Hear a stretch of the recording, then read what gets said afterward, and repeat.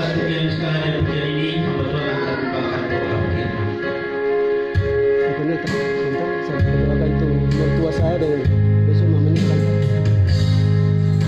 Namun kita Yesus selamanya. Namun kita Yesus selamanya. Meskipun para istri berganti dalam hidupku, tetap cinta Yesus selamanya. Ya Bapa, ini aku anakku, sayangkanlah seluruh hidupku. Ya Bapa, ini aku anakku, sampailah sesuai dengan rencana. Ya Bapa, ya Bapa, ini aku anakku, sayangkanlah seluruh hidupku.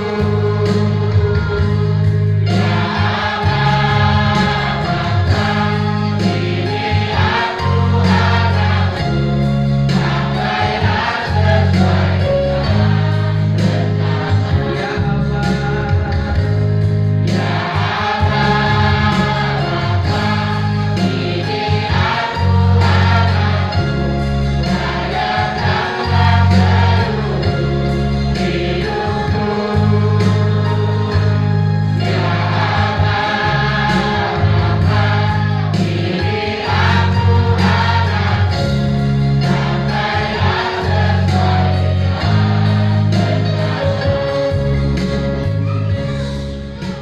Engkau dengar pengakuan kami umat-Mu ya Tuhan.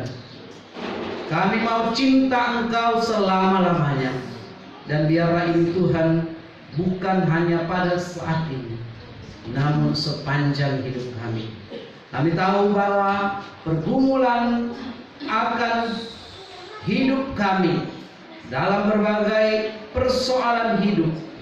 Tolong kami untuk kami mampu mencintai Engkau dan mempertanggungjawabkan setiap perbuatan kami sampai pada akhirnya. Terima kasih Tuhan, berkati firman-Mu, berkati hamba-Mu dan seluruh jemaat-Mu, sehingga sama-sama kami ditolong untuk mendengar, menyimpan dan melakukannya dalam hidup kami. Kami bersyukur dan menyambut firman-Mu di dalam nama Tuhan kami Yesus Kristus. Amin. Silakan duduk Bapak Ibu Saudaraku yang terkasih.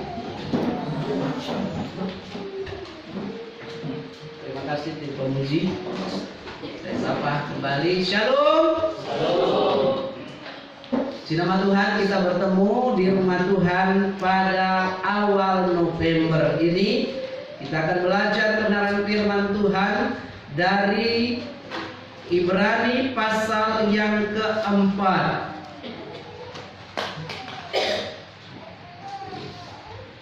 Ayat 1 sampai ayat yang ke-13.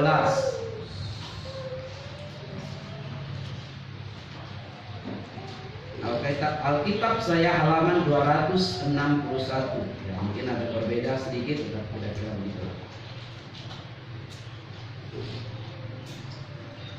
Kitab Ibrani pasal 4 ayat yang pertama sampai yang ke-13 kita kembali membaca bergantian bersuara supaya kita boleh memahami hari perhentian yang disediakan Allah.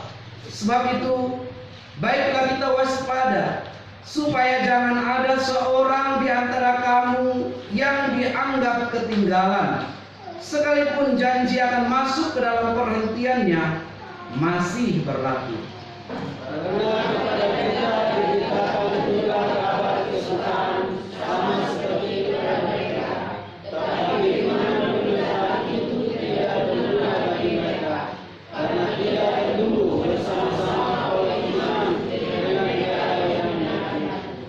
Sebab kita yang beriman akan masuk ke tempat perhentian seperti yang ia katakan, sehingga aku bersumpah dalam murkaku, mereka takkan masuk ke dalam tempat perhentianku, sekalipun pekerjaannya sudah selesai sejak dunia dijadikan. Sebab dalam hari itu hanya dikatakan di dalam Al-Quran, dan Allah berdiri pada hari ketujuh dari segala pekerjaannya. Dan dalam nas itu kita baca mereka takkan masuk ke tempat perhentianku. Jadi sudah jelas bahwa ada sejumlah orang akan masuk ke dalam perhentian itu, sedangkan mereka yang mengatakan yang lebih dahulu dan dapat masukkan itu tidak masuk ke dalam perhentian. Sebab itu, ia menetapkan pula suatu hari, yaitu hari ini, ketika ia setelah sekian lama berfirman dengan perantaran Daud, seperti yang dikatakan di atas, pada hari ini, jika kamu mendengar suaranya, janganlah keraskan hatimu.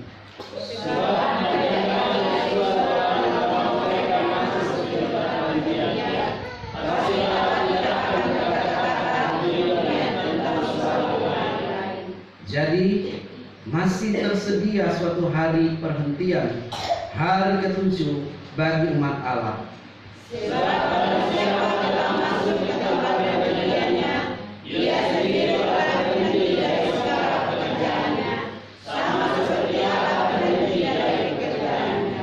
Karena itu, baiklah kita berusaha untuk masuk ke dalam perhentian itu, supaya jangan seorang pun jatuh karena mengikuti contoh ketidaktaatan itu juga.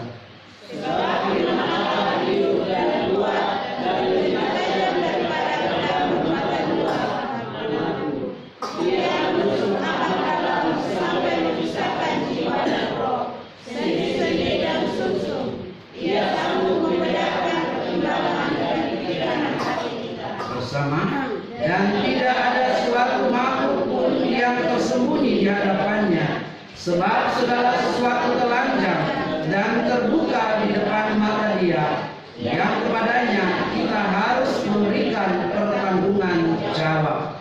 Amin. Memberi pertanggungjawaban kepada Allah. Demikianlah setiap orang di antara kita akan memberi pertanggungan jawab tentang dirinya sendiri kepada Allah. Bapak Ibu Saudara yang terkasih dalam Tuhan Yesus, kita hari ini berbicara mengenai hal ini, dan saya mau menyampaikan mungkin sedikit agak pedas, tetapi dari awal saya mau berkata ini penting untuk menjaga kita supaya kita tetap didapati sebagai orang yang bertanggung jawab. Kata pertanggungjawaban adalah sesuatu yang dipertanggungjawabkan. Kamus Besar Bahasa Indonesia dikatakan keadaan wajib menanggung segala sesuatu, memberi jawab dari sebuah kesadaran sebagai akibat dari segala yang dilakukan. Jadi definisinya bahwa apa yang kita lakukan akan dipertanggungjawabkan. Tidak begitu saja, tapi akan diperlihatkan. Bahkan dikatakan ayat yang ke-14, ayat yang ke-13, ditelanjangi. Nah, Bapak Ibu Saudara yang terkasih dalam Tuhan, kita bebas untuk melakukan segala sesuatu. Ada orang berkata bahkan dalam kitab Roma, dalam 1 Petrus juga orang bangsa-bangsa di sejarah kita pun mengatakan, mari lakukan ini dan itu. Toh juga Tuhan tidak datang. Kesempatan untuk bersenang-senang, kesempatan untuk mengikuti hal dunia ini, nanti soal Tuhan. Bapak Ibu Saudara yang terkasih, tapi ingat, Galatia 6 ayat 8 berkata apa? Hukum tabur tuai pun akan terjadi. Apa yang kau tabur itu juga yang kau tuai, dan kau akan diperhadapkan. Mungkin kita di depan manusia bisa menutup-nutupi, tetapi di hadapan Allah yang Maha Tahu tidak bisa. Bapak Ibu Saudara yang kekasih, mendengar kata pertanggungjawaban biasanya kalau dalam pemerintahan, anggap saja dalam sebuah proyek, membuat orang bapak-bapak guru ketika mendengar pertanggungjawaban dana bos misalnya, pasti ada Kenapa? Karena ini bentuk sesuatu yang akan dipertanggungjawabkan, diperlihatkan. Kepemimpinan di dunia ini, ketika mau mempertanggungjawabkan segala sesuatu, betapa takut, ngeri. Bahkan mungkin ada orang berkata begini, ada anak pemudi kita yang ada di Makassar itu, dia masuk tim auditnya dari apa itu STAN ya, Sekolah Tinggi Administrasi Negara, dan sudah diangkat menjadi pegawai akunting apa intinya ketika dia mau datang ke sebuah provinsi karena dia menjadi dewan itu, orang takut sekali. Takut terjadi apa? Bukan kepada badannya kecil, badannya cantik, bukan tapi ketika ditemukan itu, maka pertanggungjawabannya bukan kepada dia, tapi kepada negara yang memberikan dana dan seterusnya. Nah, maka kita akan belajar mengenai pertanggungjawaban. Jangan kita menganggap sepele kata pertanggungjawaban kepada Allah. Karena apa? Suatu saat kita semuanya terbuka di hadapan Tuhan. Tidak ada sogok menyogok, tidak ada muka manis, cari carmuk, tidak ada kalau di hadapan Allah. Kita akan mempertanggungjawabkan. Maka berkata ada waktunya semua akan berakhir. Yaitu kata di sini hari perhentian. Ada 9 kali kata perhentian. Mengapa? Rupanya menunjuk kepada suatu hari kelak. Ada masanya kita akan bertanggung jawab. Kata berhenti berasal dari kata poises. Dalam bahasa Yunani berarti yang 3 pengertian kata ini. Keadaan beristirahat. Jadi maksudnya ketika berhenti berarti beristirahat. Maka dikatakan sini hari Minggu hari perhentian. Amin. Kalau di tempat lain adalah hari Minggu adalah hari lembur. Nah, pernah saya dengar begitu, ada lemburnya, betul. Tetapi firman Tuhan hari ini berbicara hari Minggu adalah hari perhentian, hari berhenti. Ada juga dikatakan untuk kata ini, kata poises ini artinya lokasi tempat beristirahat. Jadi suatu area atau dalam perjalanan yang panjang biasanya kita kenal namanya rest area. Apa itu rest area? Perjalanan jalan tol itu tidak ada seperti di jalan-jalan biasa penduduk, tetapi di jalan tol itu tidak ada yang namanya berhenti kecuali di tempat rest area. Coba Bapak Saudara kalau bawa mobil, kalau kita sudah kaya nanti masuk ke tol, ya tol di Jawa bahkan di mana, ya boleh juga di Sulawesi Selatan, di Makassar, terus kita sembarang berhenti di sana. Mungkin mau ke beleka atau mau minum berhenti. Tunggu, mobil Anda akan dicatat atau mungkin diderek. Kenapa? Tidak pada tempatnya. Nah, kata ini juga berbicara mengenai lokasi tempat peristirahatan atau rest area. Nah, ini nanti kita akan berbicara masalah rohani, peristirahatan kita. Yang ketiga yaitu keadaan surgawi. Ini mengenai peristirahatan, berbicara kepada hal rohani. Suatu saat kita akan beristirahat. Maka tidak asing lagi kita dengar bahasa Inggrisnya RIP. Apa itu RIP? Rest in peace atau beristirahat dalam damai. Rest in heaven, beristirahat di surga. Nah, Bapak Ibu Saudara yang terkasih, dalam pasal 4 ayat 1 sampai 3 ini, dan ketiga pengertian kata berhenti, ada 3 hal yang dilihat di sini. Yang pertama kita melihat ayat yang keempat. Apa sih pengertian beristirahat di sini? Ayat yang keempat, mari kita baca bersama-sama lagi. 1, 2, 3. Sebab tentang hari ketujuh pernah dikatakan di dalam suatu nas, dan Allah berhenti pada hari ketujuh dari segala pekerjaannya. Jadi kata poisis ini berbicara Allah beristirahat pada hari ketujuh. Mengapa? Memberikan gambaran kepada manusia bahwa manusia harus memberikan waktu khusus mengurus dirinya atau membuat dirinya refresh kembali. Bekerja itu baik, tetapi kalau coba Bapak Saudara bayangkan, kalau mesin bekerja 24 jam, maka mesin itu cepat aus, cepat rusak. HP menyala terus dan kita baca terus WA, informasi, Facebook segala macam selama 24 jam. Janganlah 24 jam, mungkin dikit-dikit lihat terus mau nyala. Apa yang terjadi? Bisa rusak, lowbat dan seterusnya. Manusia juga, jangan kita katakan bahwa manusia ini Pak super karena diciptakan oleh Tuhan. Tapi ingat, kalau kita memaksa dia bekerja, belum waktunya pensiun kita sudah pensiun. Nah, bapak-bapak guru di sini dan pekerja ingat, kalau waktu istirahat, karena apa? Jangan sampai kita pensiun dini dari pekerjaan. Ada waktunya beristirahat, amin. Nah, bukan hanya itu saja, di rumah dalam kondisi ini pun Allah mengajar kita untuk memberikan waktu untuk kita beristirahat. Jadi hari Minggu jangan kita forsir tenaga kita untuk bekerja. Saya senang di suatu wilayah, waktu pernah kami lewat almarhum Ibu Listi Rajami dulu kan meninggal di daerah mereka situ. Kami lewat pas hari Minggu kalau nggak salah pulangnya, ya Minggu sore.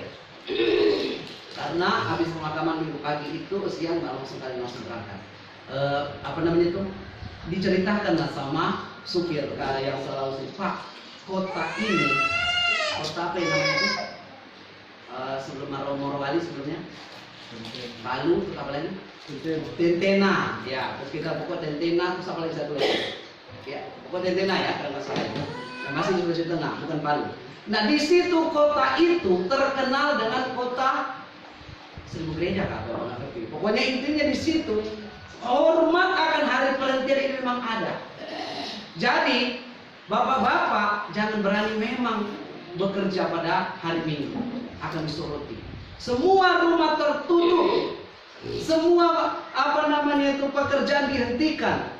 Jadi pernah kejadian katanya, jemaat kita juga dulu pernah menceritakan itu. Kejadian hari Minggu dia malas ke gereja, jadi dia hanya bersih-bersih saja di sekitar rumahnya, ya mungkin cari keringat lah bahasanya. Tetapi tahu nggak, semua mata orang tertuju kepada dia, baik waktu mau ke gereja maupun ke gereja, menuntut kepada dia karena melakukan ini. Ya, ini satu hal yang contoh yang bagus. Tetapi yang saya mau katakan, kata ini, kata poesis ini perlu dihormati karena Allah telah menjadikan teladannya. Yang kedua, kata perhentian. Kata poesis ini berbicara bangsa Israel berhenti dari perjalanan yang panjang. Di mana mereka berhenti? Ada yang tahu? Perjalanan pengembaraan mereka selama 40 tahun di mana? Di padang gurun. Lapar, haus, bersungut-sungut, marah, berkelahi, dan semua ada di situ. Tetapi dikatakan pada waktu istilah ini berbicara mengenai ayat 8. Perhentian bangsa Israel yang dipimpin Yosua untuk berhenti dan berjalan dalam pengembaraan itu menuju mana? Tanah Kanaan. Ayat 8. Ayo lagi kita baca bersama-sama supaya kita lebih menghidupi bagian ini. 1, 2, 3.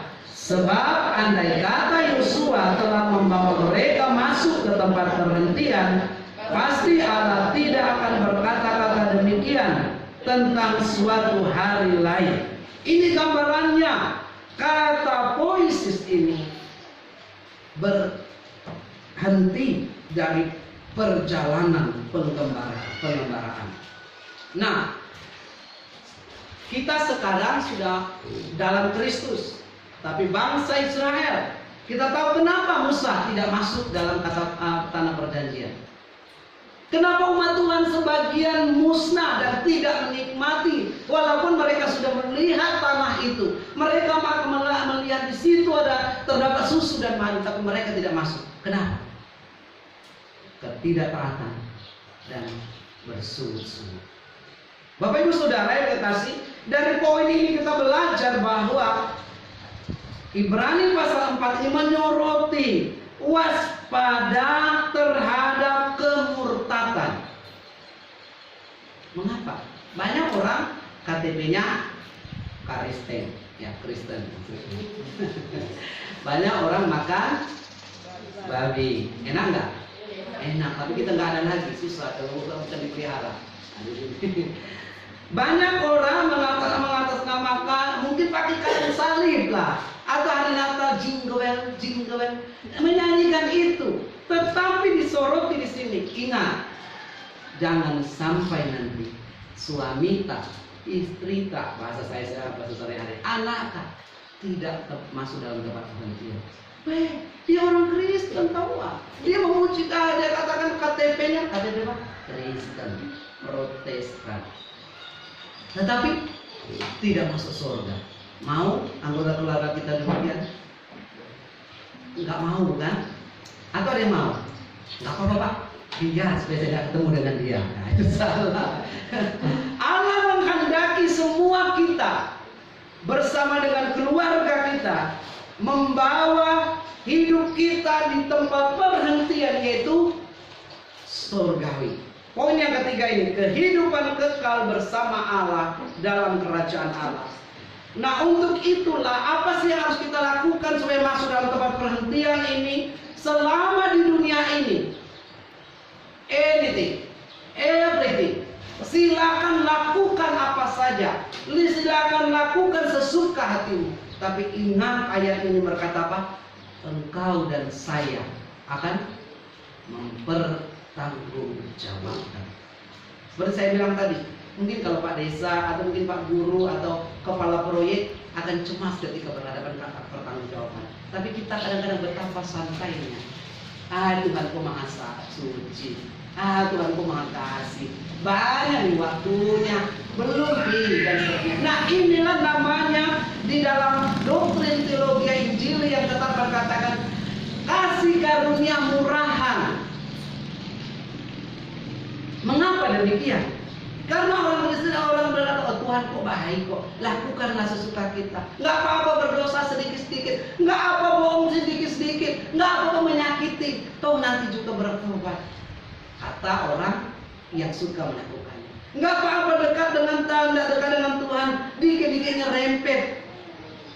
Misalnya, dikit-dikit melakukan ini tidak apa-apa. Tak, padahal kita tidak tahu waktunya Tuhan dari kita. Kita sedang melakukan kejahatan, kita sedang meninggalkan Tuhan. Waktu Tuhan kita tidak tahu, maka kita akan mempertanggungjawabkan semuanya. Jadi Bapak Ibu Saudara yang kekasih dalam Tuhan, dua bagian di atas berbicara mengenai yaitu keadaan di dunia. Maka dikatakan ayat 10. Ayat 10 berbicara begini, sebab barang siapa telah masuk ke tempat perhentiannya, ia sendiri telah berhenti dari segala pekerjaannya, sama seperti Allah berhenti dari pekerjaannya. Jadi Allah bekerja ada waktunya, dan ketika dia naik ke surga, pekerjaannya terutama di dalam Yesus Kristus sudah selesai. Roh Kudus yang bekerja sampai hari ini. Demikian juga berkaitan dengan dikatakan selama kita di dunia ini, kita akan terus bekerja dan melakukan semua. Jadi kalau di dalam doktrin agama seberang itu sangat harmonis lagi, lebih diperlihatkan jelas pada saat diperhadapkan di hadapan Allah yang Maha Kuasa. Lidah si pembohong katanya dulu, saya percaya itu dulu, terus sekarang nggak lagi, dipotong. Kalau seorang suka membohong, kalau yang suka tidak menghormati orang tuanya, bla bla bla, banyak aturannya. Tetapi kita sebenarnya dalam doktrin Kristen menjelaskan intinya bahwa selama kita ada di dunia, lakukan semua hal, tapi ingat akan dipertanggungjawabkan. Betapa malunya kita. Ayat yang ke-13 dikatakan kita semua ditelanjangi, dibukakan, tidak ada yang tersembunyi segala apa yang kita lakukan. Betapa mengerikan Bapak Ibu Saudara pertanggungjawaban itu. Maka tidak heran di dunia ini ada juga sosial menghakimi. Maksudnya penghakiman sosial. Kita mungkin belum mengakhiri hidup kita, tapi ketika kita mulai jatuh, orang akan melihat, orang akan mengamati. Tetapi Allah supaya bukan hanya berorientasi kepada kapan Tuhan datangnya, tetapi orientasi kepada diri kita bahwa saya bertanggung jawab di hadapan Tuhan ketika saya berbicara, ketika saya melakukan sesuatu hal, ketika saya mengambil keputusan, maka saya berani mempertanggungjawabkannya kepada Tuhan. Jangan menjadi orang bahasa gaulnya itu cemen, atau istilahnya bahasa dari luar itu, jangan kita menjadi orang yang no gentle, tidak berani bertanggung jawab, berani berbuat, harusnya berani bertanggung jawab. Tetapi banyak orang, mengapa di salah satu buku dikatakan di Florida, Amerika, dikatakan begini: banyak ibu-ibu membesarkan anak sendiri tanpa ayah-ayah yang tidak bertanggung jawab. Karena apa? Berani berbuat tapi tidak mau bertanggung jawab.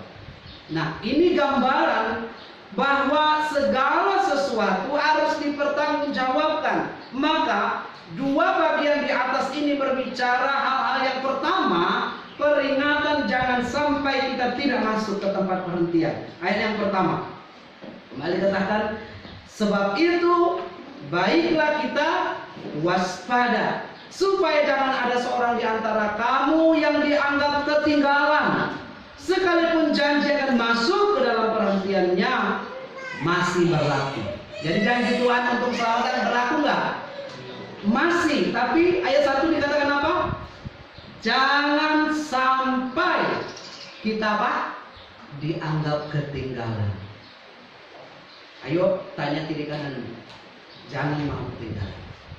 Jangan katakan dalam dirimu dan keluargamu, saya tidak mau ketinggalan untuk nantinya masuk dalam kerajaan surga. Ketinggalan di sini atau dikatakan tidak masuk ke janji itu. Kata pobeistai atau pobeo. Pobeo itu artinya takut.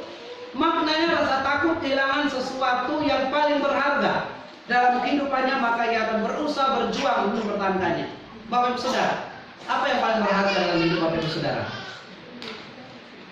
Ada orang yang menghargai, oh saya sangat berharga dalam hidup adalah anak, sangat berharga dalam hidupku karir, saya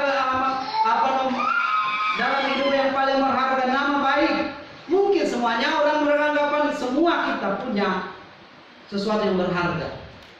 Tapi dalam ayat ini mengatakan yang paling berharga adalah masuk dalam perhentian yang kudus, menjadi warga kerajaan surga. Kita warga negara Indonesia, tetapi jangan sampai juga kita bukan di Indonesia ini saja, suatu saat nanti kita menjadi warga kerajaan surga. Amin. Jangan sampai, itu peringatan, kita tidak masuk atau kita ketinggalan. Mengapa? Rupanya yang terjadi dalam konteksnya ini, setengah dari bangsa Israel tidak menikmati Kanaan, tanah Kanaan yang dijanjikan susu dan madu. Oleh karena apa? Tidak taat dan menganggap sepele kasih karunia, bermain-main dengan dosa, hidup dalam persungutan. Kisah orang Israel yang tidak masuk tanah perjanjian, inilah digambarkan jangan sampai, maka diingatkan kamu ketinggalan, sekalipun janji itu masih berlaku, tapi jangan sampai kamu menolak hal itu. Banyak orang zaman sekarang ini menolak untuk masuk surga. Mungkin ditanya masuk surga mau, tetapi menjaga hidupnya tetap kudus di hadapan Tuhan, tunggu dulu. Datang ke gereja hormati Tuhan, nanti tunggu dulu. Kadang-kadang demikian kita, Bapak Ibu Saudara yang terkasih. Jangan sampai Tuhan berkata, kamu selalu selama hidupmu berkata, tunggu dulu, nanti dulu. Sekarang saya juga berkata, ketika di hadapan tahta Bapa Surgawi, tunggu dulu, nah, kamu masuk surga. betapa menyedihkan. Tuhan, aku telah berseru-seru, tiap hari saya begini, saya melakukan ABC dan seterusnya, bahkan dikatakan Matius, saya sudah menyembuhkan dalam namamu. Tapi Tuhan berkata, aku tidak mengenal kamu. Enak nggak Bapak Saudara? Kita hari-hari bersama, misalnya dengan pasangan kita, tiba-tiba dia bilang, saya tidak kenal kamu. Sakit nggak? Kita bersama-sama mengikut Tuhan, kita dekat dengan Tuhan, kita melakukan apa saja, memberikan yang terbaik. Kekasih jiwa kita, bukan kekasih di dunia ini. Tapi surga berkata, mempelai laki-laki, kita di gereja dikatakan mempelai perempuan, berkata suatu saat, saya tidak kenal kamu. Oh indah, betapa menyedihkan ketika kita tidak dikenal oleh yang punya hidup ini. Apalagi ketika kita tidak di surga nanti. Nah, maka dikatakan ayat yang berikutnya, mereka yang beriman akan masuk ke dalam perhentian yang kekal karena mereka taat, tetapi sebagian yang tidak masuk karena menolak Allah. Nah, maka yang pada pasal pada 1 ini, waspadalah. Jangan sampai kita tidak taat dan jangan sampai kita menolak Allah. Apa pendeta ada saja? Mana ada orang Kristen menolak Allah?